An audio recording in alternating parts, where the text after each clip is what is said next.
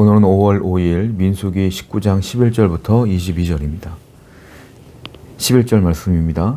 사람의 시체를 만진 자는 이래 동안 부정하리니. 오늘 본문은요, 부정을 씻는 정결 예식에 관한 얘기를 하는 거고, 그리고 누가 부정한 것이냐라고 하는 율법을, 규례를 말씀하시는데, 첫 번째로는 사람의 시체를 만든 사람들은 부정해진 것이다 이렇게 표현하고 있어요. 사람의 시체, 우리가 가족들이 누가 돌아가시면 만지잖아요. 그러면 그 사람은 부정해진 거예요. 자, 좀 너무하다고 싶은 생각도 들죠. 왜 그럴까요? 여러분, 사람이 죽었다는 건 뭐냐면 죄의 결과예요. 죄의 결과로 사람이 죽는 거예요. 원래는 하나님이 천지를 창조했을 때 에덴 동산에 있는 아담과 하와는 원래 죽지 않는 존재였어요. 그런데 그들이 선악과를 먹음으로 하나님께 불순종함으로 하나님의 권위를 그들이 탐함으로 말미암아 하나님과의 관계가 단절됐죠. 그러면서 그들에게 죽음이 온 겁니다. 인간에게 그때부터 모든 인류에게는 죽음이라는 죄의 결과가 나타난 거예요.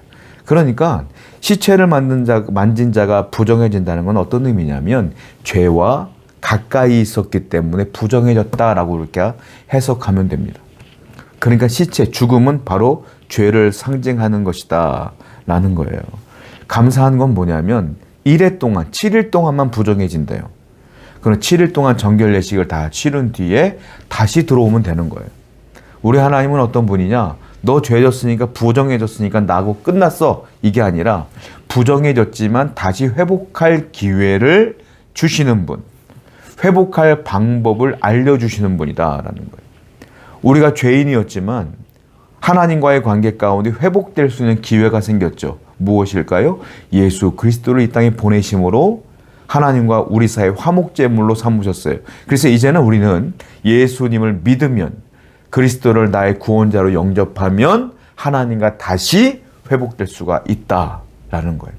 우리 하나님의 관심은 여러분들이 심판받는 데 있지 않아요. 망하는 데 있지 않다고요. 하나님은 우리가 회복되는 데 있고 다시 주님께 가까이 가는 구원의 은혜를 주시는 데 있다라는 거예요. 오늘도 다시 한번 죄를 경계하고 멀리 하시는 여러분 되기를 축원드립니다. 13절입니다. 누구든지 죽은 사람의 시체를 만지고 자신을 정결하게 하지 아니하는 자는 여호와의 성막을 더럽힙니다. 그가 이스라엘에게 끊어질 것은 정결하게 하는 물을 그에게 뿌리지 아니하므로 깨끗하게 되지 못하고 그 부정함이 그대로 있음이니라. 한 사람이 시체를 만졌어요. 그 시체를 만지고 자신을 깨끗하게 하지 않고 정결의 물을 뿌리지 않고 정결 예식을 치르지 않고 공동체 안으로 들어오면 어떤 일이 벌어지냐면 성막까지도 더럽혀진다라는 거예요. 이게 굉장히 무서운 말인데, 나 혼자 죄졌다고 나 혼자 죄인이 아닌 거예요. 내가 회개치 않으면 이 죄가 확산되어진다. 어디까지? 성막까지 더럽혀진다라는 거예요. 죄가 무서운 이유는 뭐냐면 확산성이 있어요. 인간은 죄인이기 때문에 가만히 있으면 죄를 져요. 가만히 있으면 죄된 생각을 해요. 우리가 철저하게 하나님께 가까이 가지 않으면 저나 여러분들이나 가만히 있으면 자연적으로 죄를 지을 수밖에 없다라는 겁니다. 죄의 확산성이에요. 경계하셔야 돼요. 우리가 죄를 지으면 빨리빨리 회개하고 정결 예식을 치르지 않으면 바로 이 죄는 내 이웃에게, 내 가정에게, 또한 내 교회에 계속 확산되어진다라는 겁니다. 사람은 죄인이기 때문에 죄를 안 지을 수가 없죠. 교회 공동체 안에 있는 모든 성도들은 죄인이기 때문에 죄를 안 지을 수가 없죠. 그러나 건강한 교회일수록, 건강한 공동체일수록 죄를 빨리 깨닫고 회개하는 게 중요하다라는 거예요. 죄를 경계하시기 바랍니다. 죄의 확산성을 주의하시기 바라요. 14절입니다. 장막에서 사람이 죽을 때의 법은 이러하니 누구든지 그 장막에 들어가 가는 자와 장막에 있는 자가 이래 동안 부정할 것이며 뚜껑을 열어놓은 덮지 아니한 그릇은 모두 부정하니라. 또 죄의 파급력, 확산성을 계속 얘기하고 있는데요. 뭐라고 말씀하시냐면 장막에 있다가, 즉 레위인 중에 한 사람 아니면 장막에서 제사를 지냈던 또 다른 지파 사람들, 그 사람들이 그 장막에서 갑자기 죽을 수가 있어요. 성막 안에서 죽을 수가 있죠. 또한 장막 안에서 죽을 수가 있죠. 그러면 어떤 일이 벌어지냐면 그 장막 안에 있는 모든 것들은 더러워지는 거예요. 그 사람뿐만이 아니라 그 안에서 죽었기 때문에 그때 장막 안에 있던 제사장들이라든지 레위인들이라든지 다 더럽혀지는 것이다. 뿐만 아니라 성막 안에 하나님께 제사 지낼 때 쓰는 그릇들이 있어요. 그 그릇들 중에 뚜껑을 덮지 아니한 그릇들도 다 부정하게 된다. 바꿔야 된다는 거죠. 엄청난 죄의 파급력을 얘기하고 있어요. 혼자의 죄가 아니라 그 죄가 엄청나게 파급력이 있어서 확산성이 있어서 전체적으로 굉장히 많은 영향을 끼치게 된다라는 거예요. 죄는요, 굉장히 강력합니다. 모든 영역에서 죄의 파급력은 발휘될 수밖에 없습니다. 그러니까 우리는 어떻게 해야 돼요? 항상 죄를 경계해야 된다.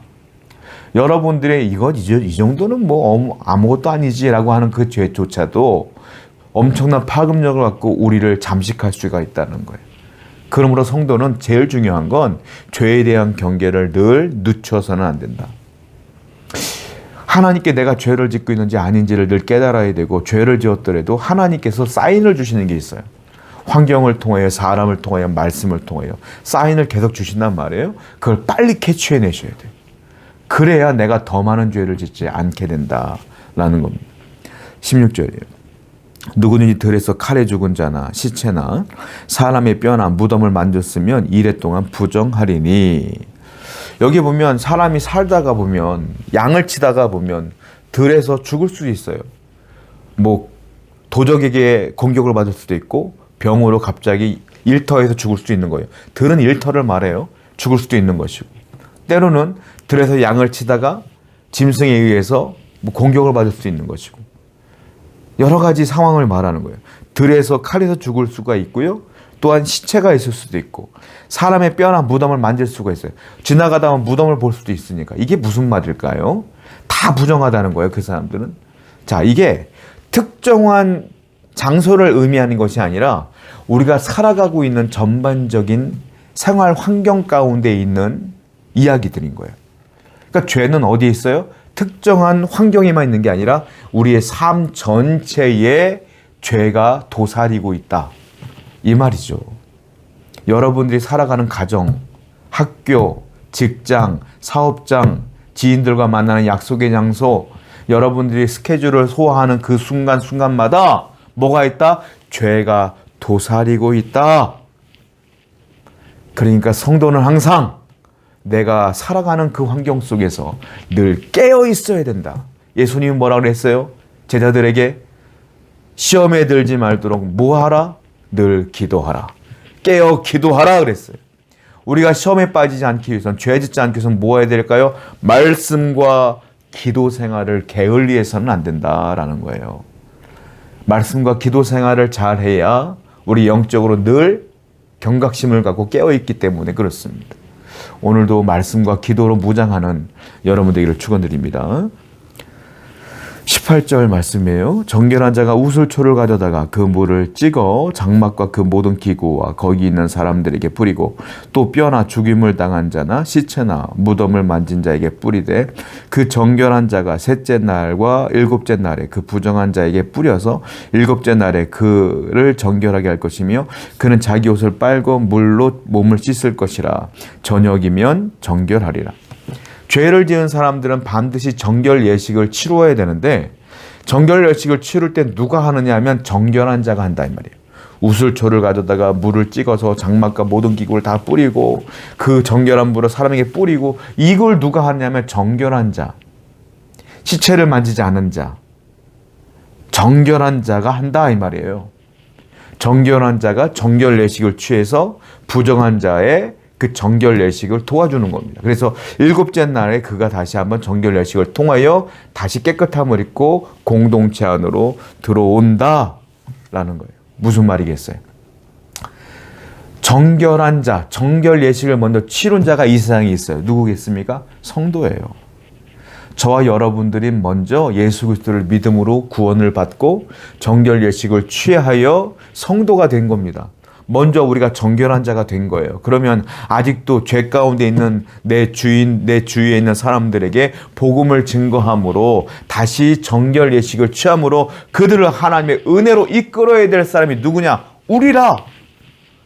정결 예식을 치른 우리가 그 역할을 감당해야 된다. 복음을 전하고 그들을 주님의 은혜 가운데 인도해야 된다. 이게 우리의 사명이라는 거예요.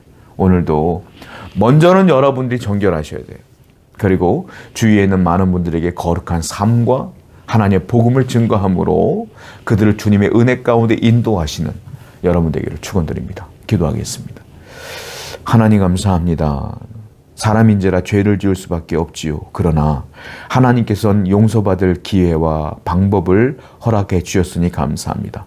온전히 용서받을 길은 예수의 보혈뿐이 없음을 기억하오니 다시 한번 그 주님 안에 거하는 성도가 되게 하시고 말씀과 기도로 늘 깨어있게 하여 주옵소서. 예수님의 이름으로 기도드렸습니다. 아멘.